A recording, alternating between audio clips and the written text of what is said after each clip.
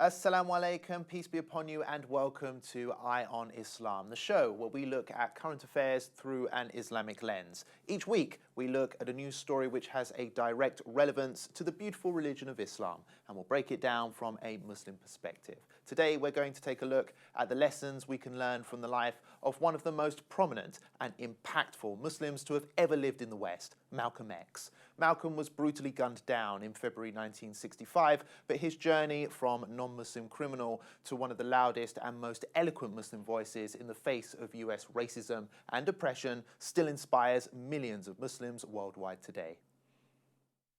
On February 21st, 1965, Malcolm X was gunned down whilst preparing to give a speech in New York City's Audubon Ballroom. The killing brought to a premature end one of the most inspirational revolutionary careers the world had ever known. Malcolm X is mostly renowned as a political figure of huge significance across the Black and Muslim world for his tireless efforts to confront and combat racism, imperialism, and global injustice. The history of unpunished violence against our people clearly indicates that we must be prepared to defend ourselves, or we will continue to be a defenseless people at the mercy of a ruthless and violent racist mob. Born Malcolm Little in the U.S. state of Nebraska in 1925, his early childhood was marred by the murder of his father by white racists. In his teens, he eventually ended up in New York City. There, he spiraled into a life of crime, which ended in his arrest for burglary in 1946. Whilst in jail, Malcolm studied a variety of ideologies, eventually adopting the black nationalism of the Nation of Islam, a group he joined upon his release in 1952, rising through the ranks to minister and spokesperson. His fiery, passionate speeches against American racism garnered him popularity. He also urged the black community to become educated, strong, and self-sustainable.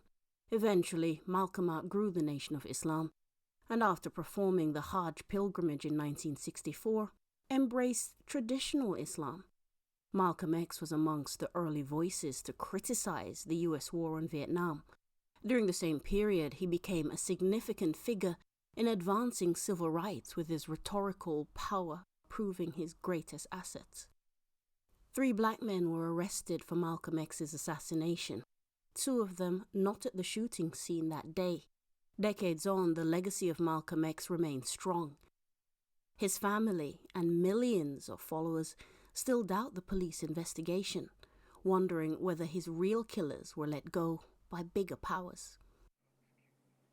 Well, joining us in the studio today to talk about the life of Malcolm X is Ahammed Hussain from Muslim advocacy group MPAC UK, which has held up Malcolm X as a role model for Muslims in the West, and Sheikh Ahmed Haneef, who joins us on Skype. He's a Muslim scholar and lecturer based here in the UK. Welcome to the show, gentlemen. Ahmed, I'm going to come straight to you on this and just ask, obviously you guys have pushed the legacy of Malcolm X and a lot of the work that you do. Just tell me, why is Malcolm X such an important role model for Muslims in the West? Sure. It's because he was so able to articulately explain how a community of people, obviously he was first talking about the black people in America, but his thoughts on how people can free themselves of oppression is still a blueprint for ourselves in the Muslim world today. Basically, he understood that that freedom comes from resilience in a community. It's not a case of people saying, oh, if we can get rid of such and such a political leader, such and such political party coming in, that isn't enough. To reach that strength, to reach that resilience, it has to come from oneself and from one's community. And so when you listen in on his speeches, when you read his letters, and you read his autobiography, you realize that what he's telling people to do is to have a sense of pride in who they are. And obviously as Muslims, and in his later time as a Orthodox Muslim himself, that means in ourselves as Muslims, in our identity, and in Islam as a religion. Particularly when he was saying that America needs to understand Islam. we could actually flip that over in the modern context. Muslims need to understand Islam better, whereas Malcolm X saw in Islam and the Muslim community of his time a force for overcoming racism and division and the answers to the social ills of the Americas at the time. We as Muslims, we need to understand that Islam is inherently a force for good and a force for change. And until we understand that, like Malcolm X did, we will remain in this state of oppression that we are in today. For sure. Now, Sheikh, let me come to you and bring you in on this discussion. Now, tell me, how did Malcolm X inspire you personally? How Malcolm X has influenced me to even become a Muslim is because of the fact that Malcolm X saw Islam not only as the final truth, but also, and when I say the final truth, I mean the final revelation of the truth that has been occurring throughout the ages, but also he saw Islam as a liberation theology. If we are aware of the struggle for justice of African Americans and Africans in the diaspora, we know that their oppression is a totalistic one. It is not just merely an economic or a social or a cultural type of revolution, but it is also a revolution in terms of our image of the divine, or our understanding, I would rather say, of the divine. Well, that is indeed fascinating. And Ahmed, I'm going to come back to you because you mentioned some interesting points earlier about the fact that the Muslim community is in a state of oppression right now.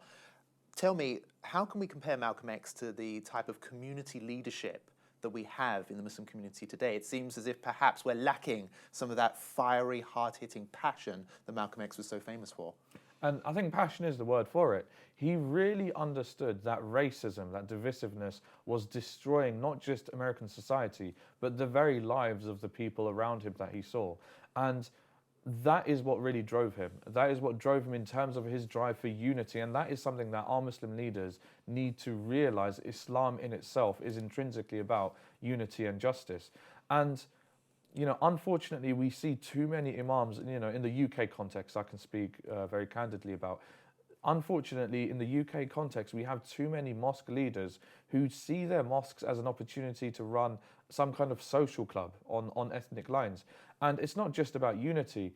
Our mosque leaders, our Muslim leaders are just so small-minded. We shouldn't forget that the last few years of Malcolm X's life was spent in doing a tour of Africa and other black nations. Why? Because he wants to internationalize the cause that was so important to him. Racism in the US, he realized, needed to become internationalized because he wanted to push it as a priority, as something that needs to be resolved through the UN. So our Muslim leaders today, not only are they divisive, they're just too small-minded. And that's why, as a community, we are so riddled with issues. For sure. Now, before we carry on this discussion, gentlemen, Malcolm X, of course, was very renowned for his fiery oratory, and some of his speeches have gone down among the most memorable and quotable of all time. Let's play out some of Malcolm X at his best.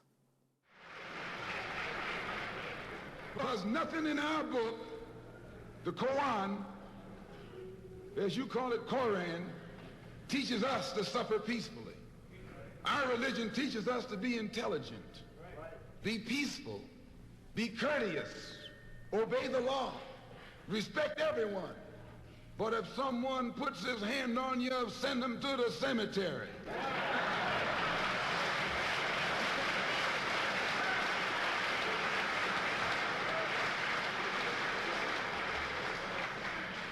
That's a good religion.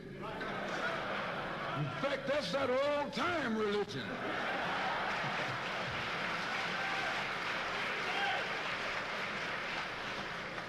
That's the one that Ma and Pa used to talk about.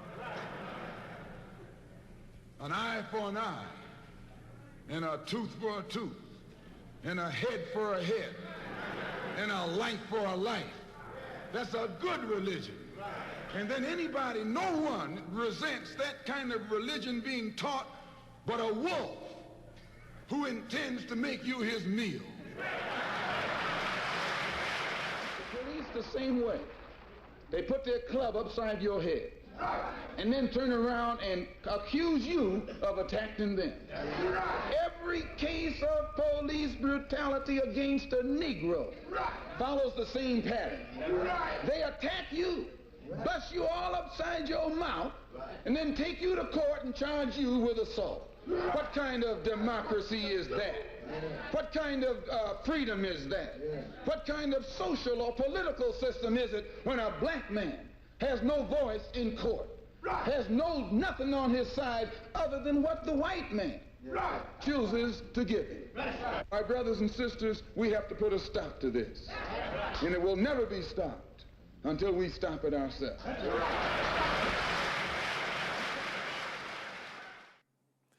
Well, known as a black nationalist for most of his career, towards the end of his short life, Malcolm embraced Orthodox Islam, influenced by the Hajj pilgrimage he took in 1964. Whilst in the holy city of Mecca, he wrote a powerful letter to colleagues back in New York. Here are some of the extracts. America needs to understand Islam, because this is the one religion that erases from its society the race problem. Throughout my travels in the Muslim world, I have met, talked to, and even eaten with people who in America would have been considered white. But the white attitude was removed from their minds by the religion of Islam. I have never before seen sincere and true brotherhood practiced by all colours together, irrespective of their colour. During the past 11 days here in the Muslim world, I have eaten from the same plate, drunk from the same glass, and slept on the same rug while praying to the same God with fellow Muslims whose eyes were the bluest of the blue, whose hair was the blondest of the blonde, and whose skin was the whitest of white. And in the words and in the deeds of the white Muslims, I felt the same sincerity that I felt amongst the black African Muslims of Nigeria, Sudan, and Ghana. We were all truly the same brothers, because their belief in one God had removed the white from their minds, the white from their behavior, and the white from their attitude. I'm going to go straight to Sheikh Ahmed Haneef once again and bring you in on this discussion. Now, Sheikh, tell me about this part of Malcolm X's great life. Obviously, we know about the days mostly when he was identified as a black nationalist, when he served with the nation. But what about the fact that he became an Orthodox Muslim later in life? What about Malcolm the Muslim? Well, I think, first of all, we have to separate the issue of black nationalism. We have to know what he meant by that. And we have to separate that from a black counter-racism, you see.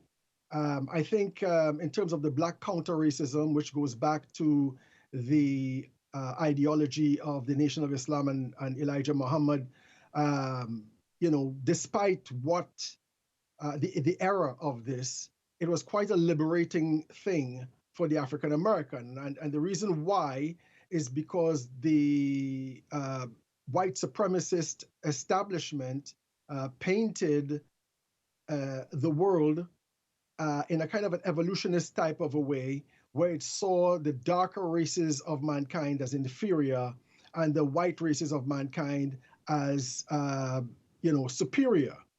And what Malcolm X and the Nation of Islam did was they flipped that around. And they basically said, who is the person who was guilty of the most oppression and the most killing and the most genocide and so forth? And if there's anybody who was supposed to be a devil, it wasn't a black man, but it was a white man. Of course, you can see how liberating that was. It's like, for example, many of the, let's say, third world or what so-called third world countries, how they look at America, for example, and in Europe. They all emulate Europe, they all emulate America because they believe that, quote unquote, they are the most advanced nations in the world.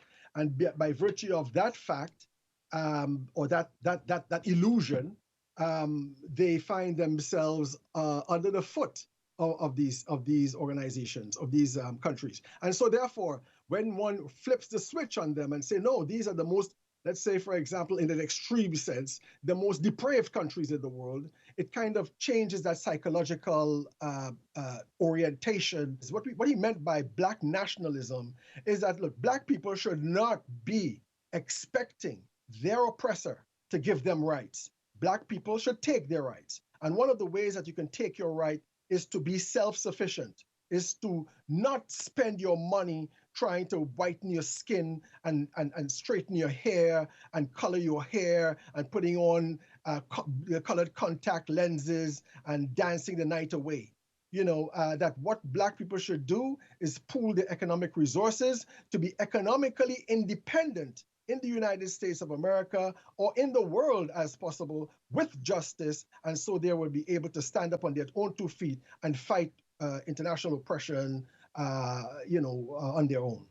And so by the time he ended up going to Hajj, what he realized is that Muslims or Islam was not a racist religion. In fact, that he saw Muslims, as he describes it in his autobiography, whose skin was the whitest of white, whose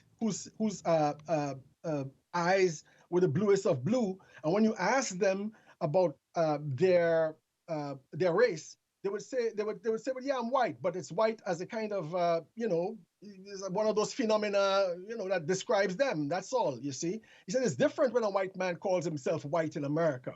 It means that I'm superior. I'm the boss. And with this experience among the Muslims, he realized that, this ideology of the Nation of Islam was wrong. And he came back to America with a message that was now also potent for white people to get involved. Ahmed, I'm going to bring you in again on this. Now, obviously, Malcolm X, outspoken, he wasn't afraid of anyone. I mean, what a man he truly was. And we certainly miss him now. But do you think that there is just a real problem here of Muslims just being too scared to speak out? Perhaps they're too worried about their job security, their financial stability. Malcolm X prioritized his community first and foremost and his beliefs. Yeah, he prioritized justice. And he described racism as the most explosive and pernicious evil. And so when you've got a view of an injustice like that, the passion for justice is inevitable, and that is what drove him. And so we have to question ourselves: what is our driving force in life? Is it justice? Is it even Islam? Or is it, as you said, is it our job security? Is it our comfort in our life? Because the thing is, and yet again, why is Malcolm X still relevant to our lives, so many decades on? Just a few weeks ago, in the UK context, there was a report going into the counter-extremism strategy called PREVENT. And what it basically detailed, there's loads of interesting quotes in there. One of them is that, quote-unquote Islamists use Islam as a way to define their political and moral judgments. Well, yeah, that's what every Muslim does. And yet, so what we're seeing here in the UK modern context, and across the West as well, we're seeing a criminalization of Islam. And just like in Malcolm X's time, we saw the black man, the black woman, the black community being vilified, being denigrated, being satirized, and then that hatred became internalized.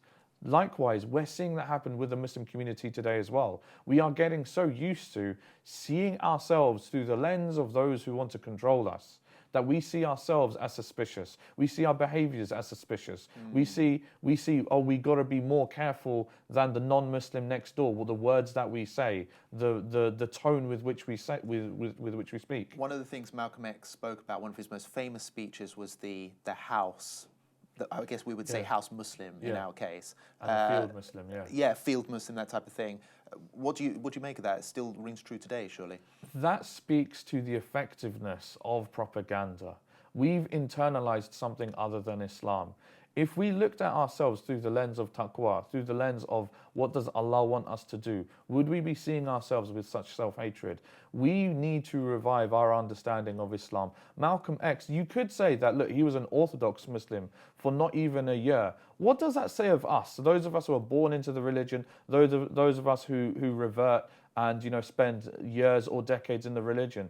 If we are internalizing self-hatred, we need to revive our connection with Islam. That is something that is, if we take nothing else from Malcolm X's life. We should take that one thing, that a desire for justice, a desire for closeness to Allah, a desire for the truth. That is the one thing that is worth being driven by. Otherwise, we're going to live sad, pathetic lives achieving nothing. Yes, stand by your people, I think, is a strong message. Sheikh Haneef, let me bring you in on this again. Of course, some of the views which Malcolm had in his early career, he began to distance himself from or reject even towards the end of his life. Things like the white devil terminology. Do you think that it's fair to say that some of Malcolm X's opinions and views could be classed as racist towards the beginning of his career? I would say yes, but I wouldn't put the racism on the same level as, let's say, white supremacist racism. And I think that racism that Elijah Muhammad had preached is very, very sort of natural, if one can call it this way. You know, if, for example, you know, every time you walk down the street, police beat you up or pull you over for no particular reason, whether that police person is black or white, it doesn't matter. After a while, you'll grow up with a kind of a distaste and dislike or even hate for police, you see. I think the reaction, the racist reaction of Elijah Muhammad was something like that, you know, and basically what it did, you know, despite its negativity, it did achieve a very, very important cultural shift from the black internalization of white supremacism to, you know, a black affirmation of their superiority over white people. But in fact, it wasn't really supposed to be like that. You know, in fact, what it did was it overturned a racism against white supremacism by creating a supremacism of its own. It was a falsehood, but it did wake a lot of people up.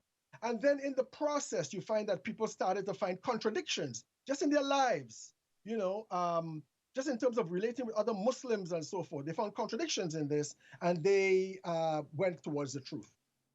Thank you, Sheikh. And Ahmed, I'm going to come back to you before the show ends. We've only got a few minutes left, unfortunately. But just tell me, I mean, obviously there's a lot of questions surrounding his death. We don't quite know what's happened because there's a lot of conspiracies there. But tell me, what have we lost and what do you make of how he ended? I mean, it's surely not coincidence that one of these great leaders of the community was ended in such an appalling and suspicious way.